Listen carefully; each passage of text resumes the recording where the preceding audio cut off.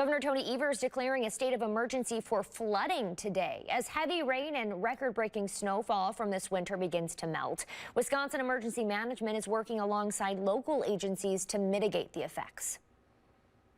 We really are paying close attention to this flooding and stand ready to react if needed. And really that's what the governor's executive order today is really aimed at, is making sure that if state resources are needed at the local level, they can be deployed quickly and effectively as soon as possible.